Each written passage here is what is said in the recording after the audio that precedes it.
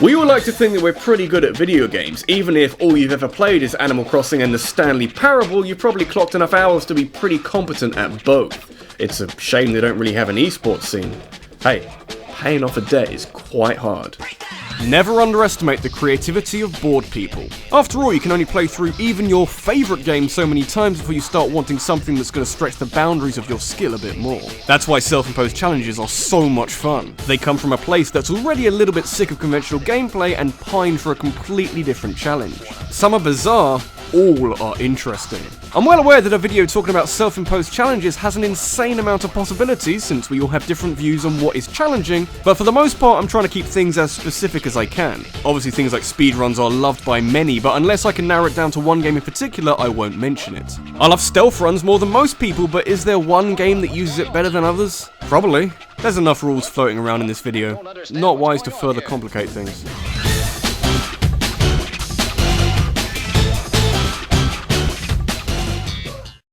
You'd be hard-pressed to find a game series that offers as much freedom as Grand Theft Auto. Well, outside of a sandbox game. Not many games with some kind of structure to them give you this much to do. All of this actually brings up an interesting dilemma when it comes to choosing a challenge to make your life more difficult. There's a lot of little things you can do, like only use a sniper rifle all the way through the game or only use motorbikes, but they really don't add up to a whole lot. Now, we gotta go big with this thing, and I can't think of any better challenge than to do nothing. Yeah! Video games are exciting! We've all been there. You go flying down a street in GTA at the wheel of whatever vehicle you want, you smash into a few cars, you get yourself wedged in, and you leave the police with a very simple task of walking over to you and shooting you in the head. It just leaves you wondering, how do I become more of a law-abiding citizen? It's actually easier than you think.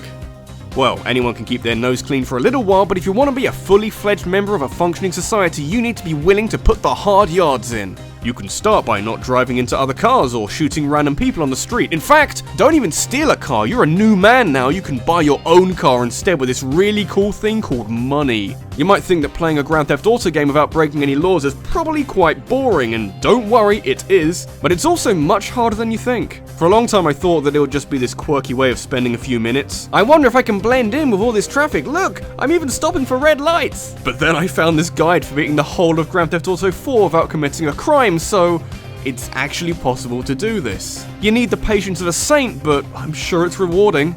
Yeah, I feel like a new man. Ah.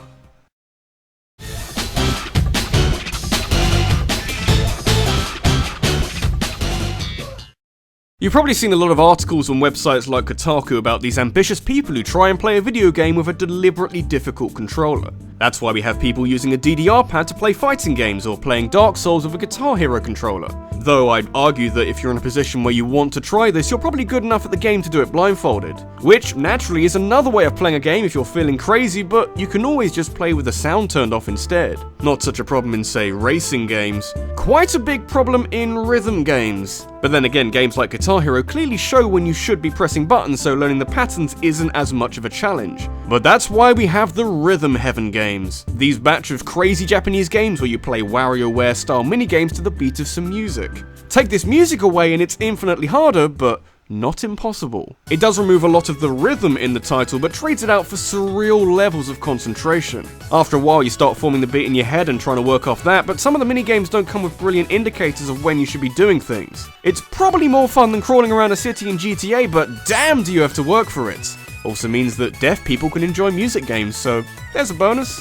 If you ever find yourself in a position where you've mastered all the individual minigames in a Rhythm Heaven game, you can always just combine them in one of these remixes. Do one of these without sound and the level of focus needed is off the charts. You will fail, it will trip you up and you will hate the world because of it, but you were the one who asked for a challenge.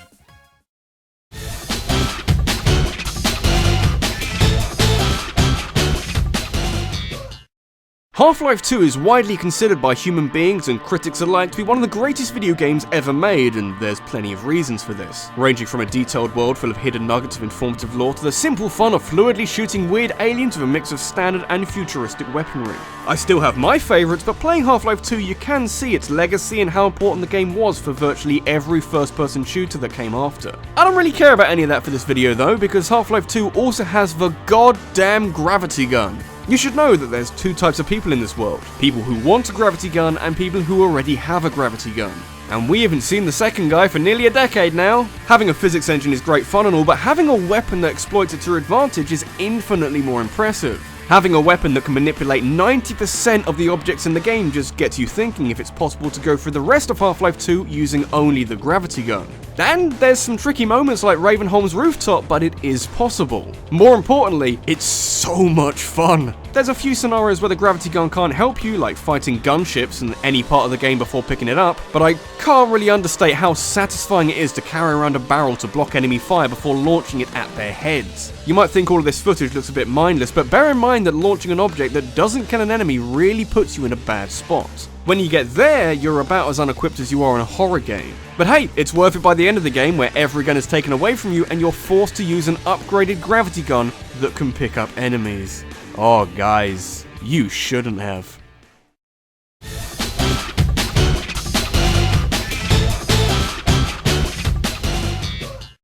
Self-imposed challenges can make a hard game even more impossibly hard, but bear in mind its more desirable purpose is to make a relatively easy game more of a handful, and usually in quite a creative way. The more optional stuff you have in your game, the more you can better mould that to suit your playstyle. Optional content is pretty cool.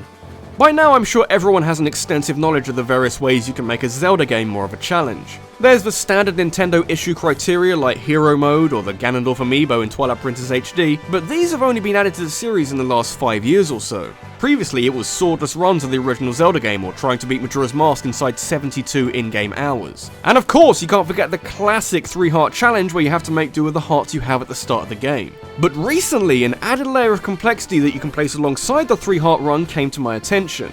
Why stop at leaving behind heart containers? How about leaving behind everything else too? I really like minimalist Zelda runs. I think large parts of the internet call them minimal runs, but I like the sound of minimalist. Makes it sound like a pretentious art movement. Effectively, you try and beat a Zelda game of your choice while only picking up items that are 100% required to get there. I guess you can do this with any Zelda game, but I've tried Ocarina of Time and it's loads of fun. Obviously, you don't pick up any heart containers or pieces, but you also leave behind any equipment upgrades or other optional items like the goddess magic.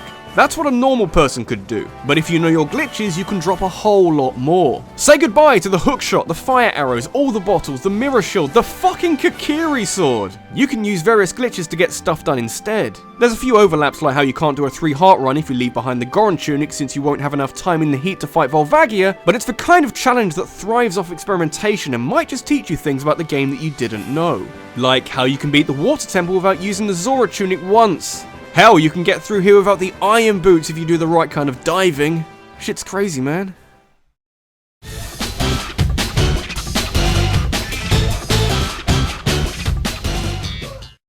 Most of the time you go looking for an artificial challenge due to the absence of a difficulty setting, though it's worth remembering that some games get their challenge from elsewhere and simply making enemies do more damage won't change that much. Think about how most FPSs just decrease the number of hits you can take before your screen is mostly red. Really, you want to be shifting the parameters a bit, which is usually only achieved by doing the restricting on your end. You could make Pokemon more difficult by upping the levels of some trainers, but it doesn't really change anything.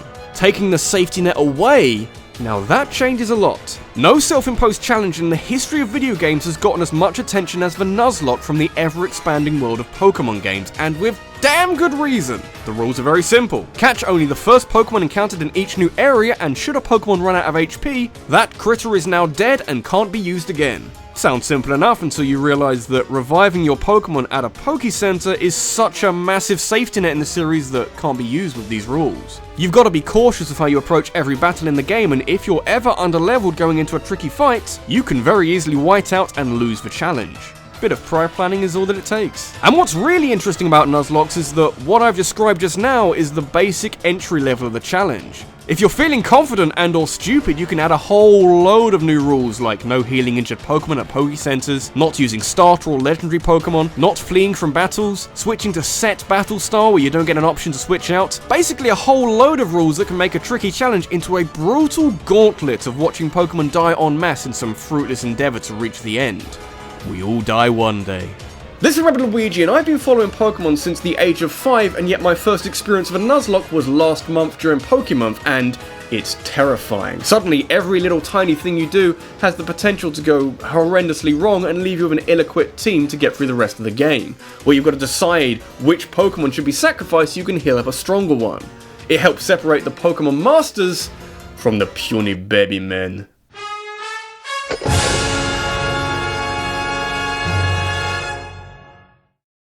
Got a topic that you'd like me to discuss in a countdown? Leave a suggestion in a comment below and head over to my Twitter where I'll be holding a vote to decide the subject of the next countdown based off the best of your submissions. Thanks for watching guys, and I'll see you in the next one. Hey guys, hope you enjoyed that. If you're newly subscribed to the channel off the back of a pretty handy Pokemonth, this is what I do normally. Sometimes I talk about Pokemon, sometimes I talk nice things about Pokemon. Mostly it's general gaming stuff. I like to cast my net nice and wide and see what comes back. Anyway, yeah, briefly back to top 5s for this and next week, and then it's the end of year best and worst games of the year video things. I've already got contenders, but I also have enough time to play more games, so if you've got any idea what games could go on either video, make sure you tell me. I'm thinking that if I do the video about the best games before Christmas, I could pass it off as useful buying advice. Don't listen to me. It never goes well.